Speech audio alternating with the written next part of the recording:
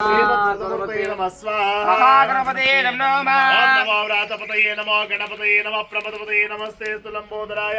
एकदंताय विघ्नविनाशिने शुभसुदाय श्रीमद्वरदमूर्तये नमः स्वाहा महागणपतये नमो नमः ओम वराहवाम एकदंताय विद्महे वक्रतुंडाय धीमहि तन्नो प्रचोदयात् स्वाहा महागणपतये नमो नमः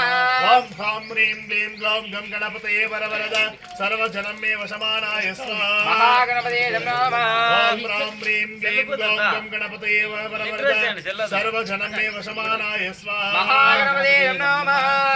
ಅಂದ್ರೆ ಕೆಳಗೆ ಹೆಂಗೆ ಅಂದ್ರೆ ಇದು ಒಂದು ದೇವರು ಅಗ್ನಿ